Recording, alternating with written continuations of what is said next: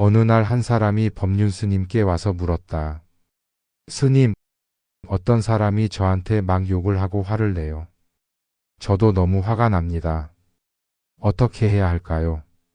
그러자 법륜 스님이 물으셨다. 만약 누군가가 당신에게 선물을 주려고 하는데 당신이 그걸 받지 않으면 그 선물은 누구의 것이겠어요? 그 사람이 대답했다. 그 사람 거죠. 스님이 다시 말씀하셨다. 맞아요. 누군가가 당신에게 욕을 하고 화를 내도 당신이 그걸 받지 않으면 그건 그 사람 것이지 당신 것이 아니에요. 누군가 나를 화나게 하려고 해도 내가 그 화를 받아들이지 않으면 그건 그 사람의 문제다. 상대방이 나에게 감정을 쏟아낸다고 해도 그걸 꼭 내가 받아서 내 감정으로 만들 필요는 없다. 욕을 하고 화를 내는 것은 그 사람의 문제이며 내가 받아들이지 않으면 내 문제가 아니다. 상대가 화를 내거나 욕을 할 때 내가 꼭 반응할 필요는 없다. 아, 저 사람은 지금 화가 나 있구나 하고 그냥 넘기기. 상대가 나를 무시하는 말을 해도 그걸 받아서 내 것으로 만들지 않는다. 이건 저 사람이 하는 말이지 내 가치와는 상관이 없구나. 무례한 말을 들으면 이건 저 사람 문제구나라고 생각한다. 저 사람의 감정일 뿐 내가 감정적으로 반응할 필요는 없구나. 화는 내가 받아들이지 않으면 된다.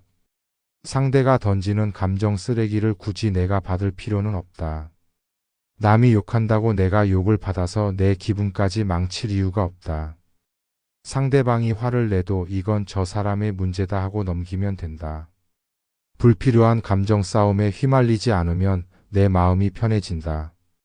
결국 화를 받아들이지 않으면 화도 내 것이 아니다. 다음에 누군가가 화를 낼 때 이렇게 생각해 보면 좋다. 아, 저 사람이 선물을 주려나 보네. 그런데 난 안 받을래. 화를 내는 것은 결국 내 손해다. 법륜 스님은 화는 나를 태우는 불과 같다고 하신다. 화가 난다고 해서 상대가 바뀌는 것이 아니라 오히려 내가 더 괴로워지고 내 삶이 힘들어진다는 거다. 특히 화를 낸다고 해서 상대가 반성하는 것이 아니라 더 반발하거나 도망칠 가능성이 크다고 하신다. 화를 내는 것은 결국 나 자신을 괴롭게 하는 행위다. 그럴 필요가 없다. 화는 내가 옳다는 생각에서 온다. 스님은 우리가 화를 내는 이유가 내가 옳고 상대가 틀렸다는 생각에서 비롯된다고 하신다.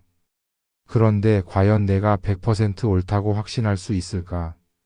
상대 입장에서는 또 다르게 생각할 수도 있다. 내가 옳다는 생각을 내려놓으면 화가 줄어든다. 상대에게 기대하지 말라. 우리는 상대가 내 뜻대로 해주기를 바라고 기대가 어긋나면 화가 난다. 법륜 스님은 기대하지 않으면 실망도 없고 화도 안 난다고 하신다. 남편이 설거지를 안 하면 좋게 말해도 될 일을 왜 안 하냐고 화를 내는 건 내 기대 때문이라는 거다. 상대가 내 뜻대로 하기를 바라지 말라. 화가 날 때는 너 화가 났네 하고 알아차려라. 스님은 화를 다스리는 첫 번째 방법으로 알아차림을 강조하신다. 즉 화가 날 때요. 내가 화가 났네 라고 스스로를 객관적으로 바라보는 거다. 그러면 화에 휩쓸리지 않고 조금 거리를 두고 바라볼 수 있다고 하신다. 화가 날 때 바로 반응하지 말고 알아차려라. 그럴 수도 있지 하고 받아들여라. 상대가 내 기대와 다르게 행동해도 그럴 수도 있지 하고 넘기면 화가 나지 않는다. 예를 들어 누군가 나를 무시하는 말을 했을 때 저 사람은 저렇게 생각하는구나 하고 넘기면 화낼 이유가 사라진다. 상대가 나에게 어떻게 행동하든 그럴 수도 있다고 받아들이면 된다. 문제 해결이 목적이라면 화를 낼 필요가 없다. 법륜 스님은 화를 내는 것과 문제를 해결하는 것은 다르다고 한다. 화를 내면 감정적으로 흘러가서 오히려 해결이 어려워진다는 거다. 차라리 냉정하고 침착하게 말하는 것이 문제 해결에 훨씬 유리하다고 한다. 문제를 해결하고 싶다면 감정적으로 대응하지 말고 차분하게 접근하라. 반복적으로 화가 나는 상황이라면 훈련하라. 스님은 화를 다스리는 것도 훈련이 필요하다고 하신다. 처음에는 화가 나겠지만 반복적으로 알아차리고 내려놓는 연습을 하면 점점 덜 화가 난다. 마치 운동을 하면 근육이 생기듯 화도 다스릴수록 점점 덜 나게 된다는 거다. 화를 다스리는 것도 훈련이다. 반복하면 점점 쉬워진다. 화는 무상한 것. 불교에서는 모든 것이 변한다고 가르친다. 화가 난다고 해서 그 감정이 영원히 지속되는 것이 아니며 상황도 계속 변하기 때문에 지금의 분노가 나중에는 아무 의미가 없어질 수도 있다. 변하는 것에 집착하면 고통이 따르므로 화를 내는 것보다 그냥 흘려보내는 것이 더 지혜롭다. 분노는 괴로움을 낳는다. 불교에서는 원인과 결과, 인과 법을 중요하게 생각한다. 화를 내면 나와 상대방 모두 괴로움을 겪게 되고 그 부정적인 에너지는 다시 나에게 돌아오게 된다. 결국 화를 내는 것은 자신의 괴로움을 키우는 행위일 뿐이다. 화는 나라는 집착에서 나온다. 불교의 핵심 가르침 중 하나는 무아, 즉 실체로서의 나는 없다는 것이다. 우리가 화를 내는 이유는 내가 피해를 받다거나 내가 무시당했다는 생각 때문이다.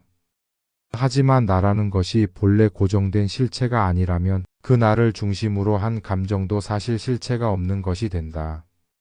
따라서 화도 실체가 없는 환상 같은 것이므로 거기에 집착할 필요가 없다. 화는 어리석음에서 온다. 불교에서는 분노를 삼독 탐진치 중 하나로 본다.